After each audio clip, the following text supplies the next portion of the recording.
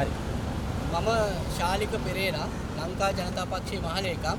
අද අපි අධ්‍යාපන අමාත්‍යාංශය ඉදිරිපිට නිහඬ විරෝධතාවයක් පැවැත්වුවා. ඒකට හේතුව තමයි ඔබ අපි තමුන්නාන්සේලා සියලු දෙනාම දන්නවා මේ රටේ කොඳුනාරටිය බඳු අධ්‍යාපනයට අද වෙලා තියෙන ඉරණම ගැන. ඇත්තටම මේ අධ්‍යාපන අමාත්‍යාංශයේ සහ අධ්‍යාපන ඇමතුමිය මේ කරගෙන යන අධ්‍යාපන ප්‍රතිසංස්කරණ මුවාවෙන් අපිට පේනවා මේ රටේ සංස්කෘතිය, සભ્યත්වය සහ සදාචාරය මුළුමනින්ම විනාශ කරමින් අද මේ රටේ දරු පරපුර වල්මත් වෙන එහෙමත් නැත්නම් වනචාරී යුගයකට ඇදගෙන යන ප්‍රතිසංස්කරණ තමයි කරගෙන ඉන්නේ. ඒක නිසා අපි අද සංදේශයක් මගින් බාර දුන්නා. මේ පිළිබඳව අපිට ඕනේ නැහැ මේකේ කවුද කරේ, අකුරු ලිව්වේ කවුද, print එක ගැහුවේ කවුද, ඒව හොයන්න. ඒව බබාහුක්කුම්. මොකද අපි දන්නවා මේ ආණ්ඩුව ආපු දවසේ ඉඳලම කරපු එක වංචාවක්වත්, කරපු එක දෝෂයකවත් අද වෙනකන් චූදිතිය හොයලා නැහැ.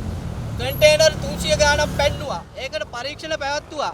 අද වෙනකන් කවුද පැන්නුවේ? කවුද ගෙනාවේ? කොහෙටද ගියේ? ඒව කිව්වේ නැහැ. එතකොට මේකත් එහෙම තමයි. කාගේ හරි පිටින් යවලා අත හොද ගන්න වෙන්නේ. නමුත් අපි දන්නවා මේක පැහැදිලිවම අධ්‍යාපන ඇමතිතුමිය මේ පිටිපස්සේ ඉන්නවා. එතුමියට තමයි මේකේ උඹනාව තියෙන්නේ. හරිනි අමරසූරිය කියන්නේ අධ්‍යාපනය විනාශ කරන්න ආපු පිල්ලියක්. ඒක අපි බය නැතුව කියන. ඒක නිසා අපි වහාම ජනාධිපතිතුමාට කියනවා හොරගල් අවුලන්නේ නැතුව අධ්‍යාපන ඇමතිතුමිය කරුණා කරලා මේ දූරයෙන් ඉවත් කරලා කාට හරි වැදගත් මිනිහෙක්ට වැදගත් ගෑනු කෙනෙක්ට මේ අධ්‍යාපන අමාත්‍යාංශය බාර දෙන්න. මොකද අපි දන්නවා දැන් මෙහෙම ඇමතිට වගේ නොකිය ඉන්න බෑ. පිටරටක නම් කෝච්චියක් පෙරළුණාම ප්‍රවාහන ඇමති ඉල්ලාස් වෙනවා. එතකොට දැන් ලංකාවේ අපි බලමු පහුගිය කාලේ කැරම් බෝඩ් බෙදුවා. ක්‍රීඩා ඇමති හිරේ. හොර බෙහෙත් බෙදුවා. සෞඛ්‍ය ඇමති කේලිය හිරේ. පොහොර ගෙනාවා. ශෂේන්ද්‍ර හිරේ. එතකොට මේ ආණ්ඩුවේ විතරක් ඇමතිවරු බබා හුක්කුම් අනිත් නිලධාරීන් තමයි හොරු. එහෙම වෙන්න බෑ.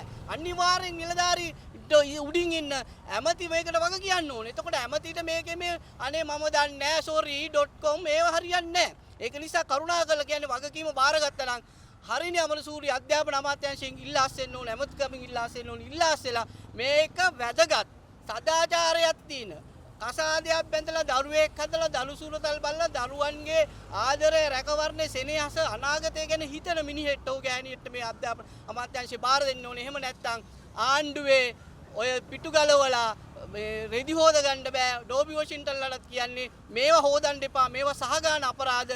ඒක නිසා ඔය බඩීලටත් කියන්නේ කරුණාකරලා රටේ අනාගතය එක්ක සෙල්ලම් කරන්න එපා.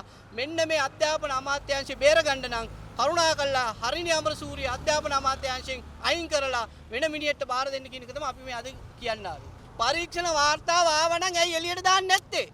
කන්ටේනර් 325 පැන්නපු වෙලාවෙත් පරීක්ෂණ වාර්තාව එළියට දැම්මේ නැහැ.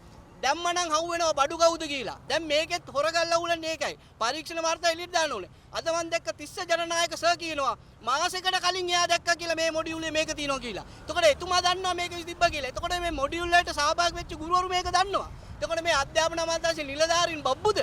ඒක නිසා මේක මේ එක එක්කෙනාට මේ වැරදුනා, හොරෙන් දැම්මා, හම්බෙන් දාපුවා නෙමෙයි. මේවා පැහැදිලිම ජාත්‍යන්තරයෙන් සල්ලි අරගෙන ඒ සමලිංගික ප්‍රවර්ධනය සඳහා වූ කල්ලියක් විසින් කරපුවා. ඒකේ මහ මොළ කාරණේ තමයි අධ්‍යාපන ඇමති කරුණාකරලා. ඒක නිසා අපි කියන්නේ මේවා එක්ක සෙල්ලම් කරන්න එපා. මේ සෙල්ලම් කරන රටේ අනාගතයත් එක්ක මොඩියුලේ හදලා තියන්නේ හරිනේ අමරසූරියද?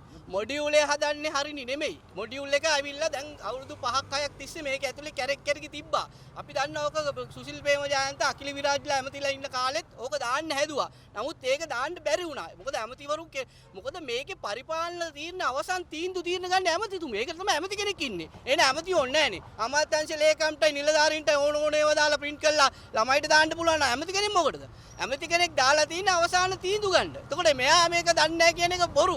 මොකද එයා ඒ සයිඩ් එකේ ඉන්න හින්දා එයා ඒකට කොළ එළිය වනන හින්දා දාන්න ඕනේ උන්ට දාන්න ලේසි වුණා. ඒකයි මේක ඇත්ත කතාව.